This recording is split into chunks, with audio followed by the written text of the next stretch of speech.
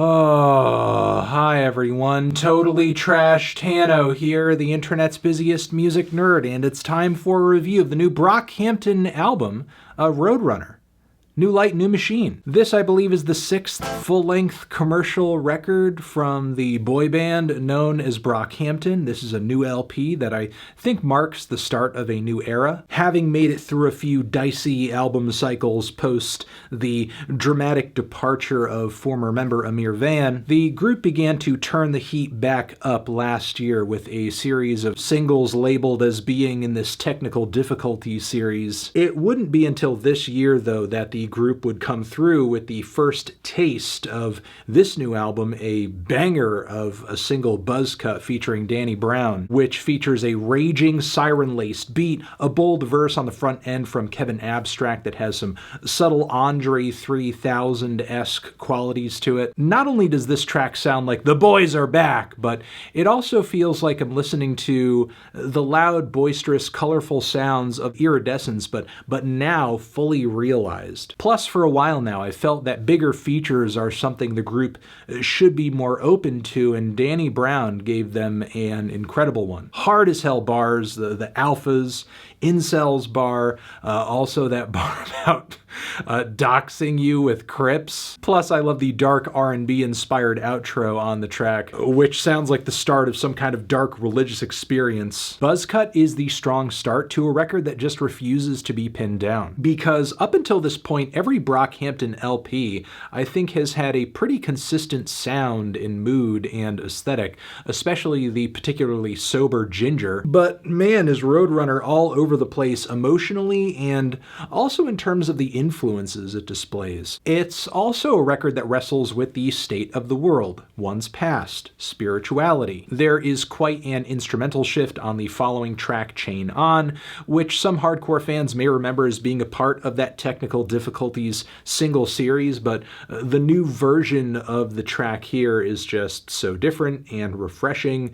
I wouldn't be surprised if some people don't make the connection. The warm bass, skipping beats, and vintage synths on the instrumental feel like something straight out of The Alchemist's vault. The beat, as well as the hook, make for a low-key earworm that is contrasted nicely by some bold, expressive, quotable-packed verses from Dom and JPEG Mafia. Fifth string, Young Peggy Ringo, slick with the ink, these melodies need Duolingo, same size as Dua Lipa, I love the Duolingo, Dua Lipa, a little match there. Where the Fuck My Pen Go, second fiddle to Weirdos, you feel like Eddie Winslow. Meanwhile, the more socially conscious edge of Dom's rapping hits pretty hard. That Marvin Gaye What's Going On line is fantastic. Following this, Count on Me, we heard previously as a single, and I did love it as a single, but it's funny, in context of the record, it does feel to me like one of the weaker songs here, mostly because the whistle-laced beat is a little bland. On top of that, vocally and lyrically on the back end, Matt Champion doesn't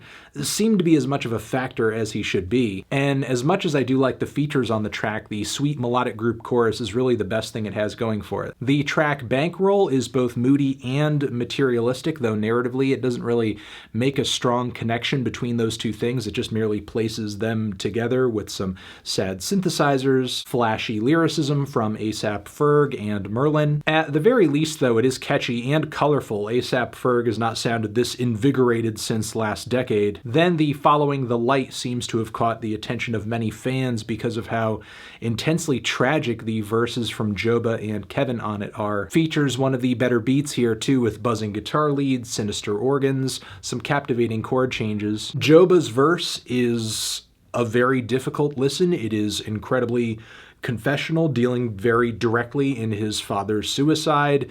The details are pretty devastating. Meanwhile, Kevin spits about the struggle to build up his career while also living his truth as a gay man, dealing with the bigotry that comes with being open about that, not just from society, but also his own family. The track Windows runs like a dramatic piece of gangster rap with its mysterious synths and head-nodding beat, as well as the vicious intro verse from So Gone So Flexy. This is also the longest track on the LP at 6 minutes and change, so every key member of the group does get quite a bit bit of mic time, whether you're talking Matt, Dom, Joba, Kevin, Merlin. There's even a little beat switch on the back end that gives us a dreamy hip-hop outro with Bareface. It's like the electrifying chemistry of the Saturation era, but we're seeing the group kind of reflect in energy that I think is born out of the darker world that we're all in the midst of at the moment. The following couple of tracks on the record see the band embracing their boy band roots, which I think in theory is good, but the results are actually a little mixed. I'll Take You On featuring Charlie Wilson brings some peppy beats as well as gentle, sweet vocal harmonies. It's chill and endearing, but also kind of danceable. In a way, it reminds me vibe-wise of that Ghost Town DJ song.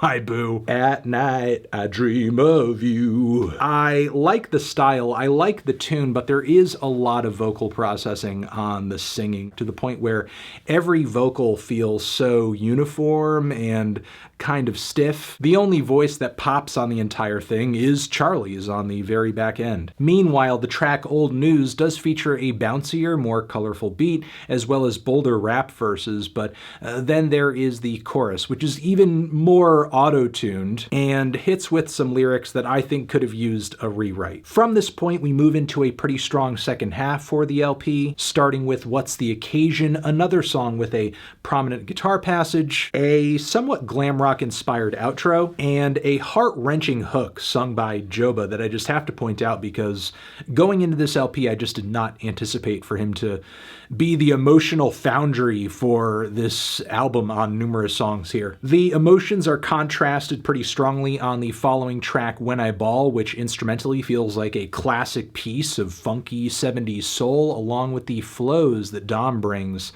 on the front end of this track. It reads like a piece of classic Kanye, like some college dropout era Kanye. The song serves as a generally uplifting moment on the record, talking about, I guess, accepting things you can't change and hoping for better days tomorrow. Then comes one of the strongest and most unsettling bangers of Brockhampton's career, and that's Don't Shoot Up the Party, which thematically is an odd mix of racism, paranoia, but also what sounds like people violently lashing out in a mass shooting sort of way, using the Don't Shoot Up the Party tagline as a metaphor, or even literally in this sense. The whole song seems to be a sad anthem dedicated to those who may be feeling as if they're pushed to the edge for one reason or another, presumably, given the themes of this record so far, maybe just how dark and awful the world is at the moment. Plus, I do also have to commend the way the group channels a pretty strong Kendrick Lamar vibe creatively on this track too. There is real like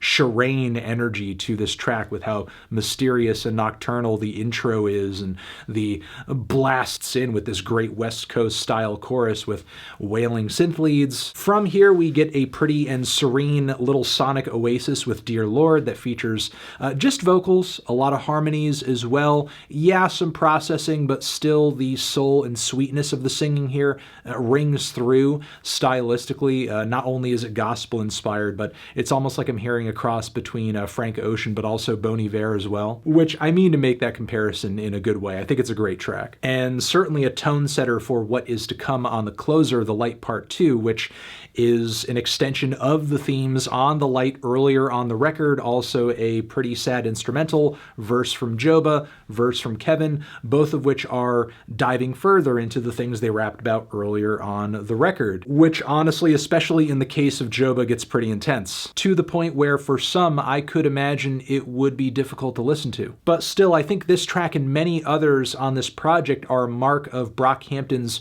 growing maturity on this LP. Sure, there was a kinetic energy and electricity, a lightning in a bottle, a raw quality to the way those Saturation records sounded, but that energy has to be replaced over time by a skillfulness, by an assuredness, by a familiarity with who you are, what you're doing, and what you're trying to achieve. And I think Roadrunner, for the most part, is the sound of that.